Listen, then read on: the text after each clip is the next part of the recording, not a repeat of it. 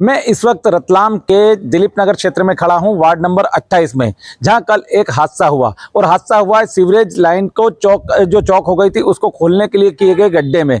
मैं कैमरामैन से कहूँगा उस गड्ढे को दिखाए। ये गड्ढा जो है सीवरेज लाइन जो चौक हुई थी इस कॉलोनी की, उसको खोलने के लिए ये गड्ढा किया गया था। जेसीबी मशीन से गड्ढा किया गया था। करीब 8 से 9 फीट गहरा गड्ढा है ये।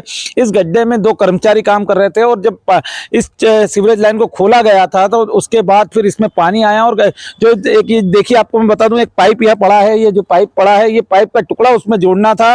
उसको जोड़ने के लिए कर्मचारी, यहाँ 2 जो कर्मचारी थे वो काम कर रहे थे और काम करने के दौरान अचानक जो पास में जो ये सड़क, चूंकि सड़क के किनारे है ये और सड़क का जो हिस्सा था वो पूरी मिट्टी धंस गई और उसमें दोनों कर्मचारी दब गए, जिसमें से एक कर्मचारी जो था वो गंभीर रूप से घायल हुआ और दूसरे कर्मचारी को मामूली चोटें आई थी, जिसको भी, और दोनों कर्मचारियों को यहाँ से हॉस्पिटल ले गए। लेकिन इन कर्मचारियों को बचाया था कुछ यहाँ के स्थानीय लोगों ने और स्थानीय लोगों ने बचाने के बाद यहाँ पर उनको तत्काल हॉस्पिटल पहुँचाया था, जिसमें से एक कर्मचारी की मौत हो गई। और यहाँ पर मेरे साथ उस समय जो घटनास्थल के पे थे मौजूद वो यहाँ के नागरिक मौजूद हैं, इनसे हम बात करेंगे। भाई साहब नमस्कार। नमस्कार सर। कल क्या हुआ था, आप बताएं पूरी। कल क्या हुआ सर कि ये जेसीबी से खोद करके काम चल रहा था। हाँ। काम कंप्लीट हो गया था, खाली पाइप ज्वाइन करना था।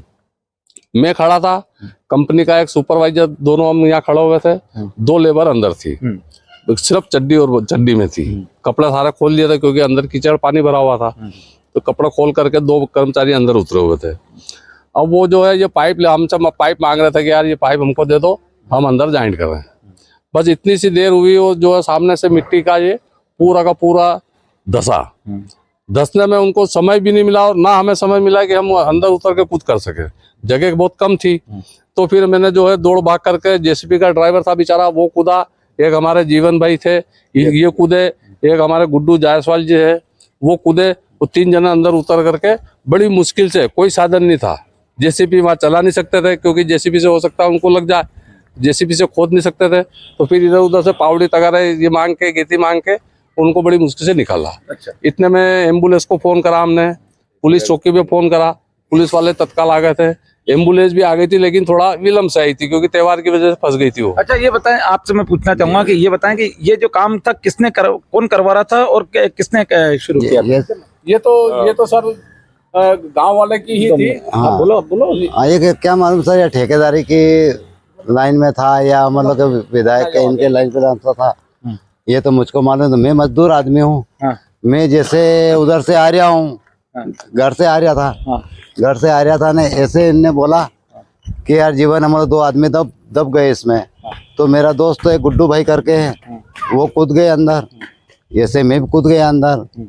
फिर मैंने मतलब उनको निकाले, बस ये थे यहाँ के जो रहवासी जिन्होंने पूरी घटनाक्रम बताया। लेकिन हम आपको एक बात बता दें कि इस मामले में जब रात को जो घायल जो मजदूर था उसकी मौत के बाद शहर के सफाई कर्मचारी मैदान में कूद पड़े और उन्होंने नगर निगम के जो सफाई कर्मचारी का काम रहता है वो आज पूरा ठप कर रखा था दिन भर से। और इसके बाद में सफाई कर्मचारी आयोग के जो अध्यक्ष थे प्रताप सिंह करोसिया, वो सुबह जल्दी भोपाल से रतलाम पहुंचे और यहाँ पर कर्मचारियों से चर्चा की। उन्होंने यहाँ पर ये पूरा घटनास्थल को भी देखा और घटनास्थल को देखने के बाद कर्मचारियों की जो मांग थी कि जो मृतक कर्मचारी है उसके परिवार को 1 करोड़ रुपए की राशि दी जाए और उसके परिवार को नौकरी दी जाए। इस पे कर्मचारी अड़े हुए थे। लेकिन सफाई कर्मचारी आयोग के जो अध्यक्ष आए थे उनसे इन्होंने चर्चा की और उन्होंने उसके बाद यहाँ मीडिया को बताया कि जो कर्मचारी और नगर निगम प्रशासन से बात हुई है, इसमें पूरे मामले में जो ठेकेदार जो था, जो कंपनी इसको काम को कर रही थी, उस कंपनी के ठेकेदार के खिलाफ कार्रवाई की जाएगी और उसके खिलाफ FIR के आदेश दिए हैं उन्होंने। और इसके साथ में नगर निगम का अगर कोई अधिकारी या कार्यपालन यंत्री दोषी होगा तो उसके खिलाफ भी कार्रवाई की जाएगी। और नगर निगम ने प्रारंभिक रूप से उस मृतक कर्मचारी को 5 लाख रुपए की मुआवजा राशि देने की घोषणा की है। इसके साथ में उन्होंने ये भी कहा कि इस जो सफाई कर्मचारी एक्ट है उस एक्ट में इस पूरे मामले को के तहत देखा जाए तो उस एक्ट के तहत इस कर्मचारी को कम से कम 30 लाख रुपए की सहायता राशि मिलेगी। विजय मीणा, MP तक, रतलाम।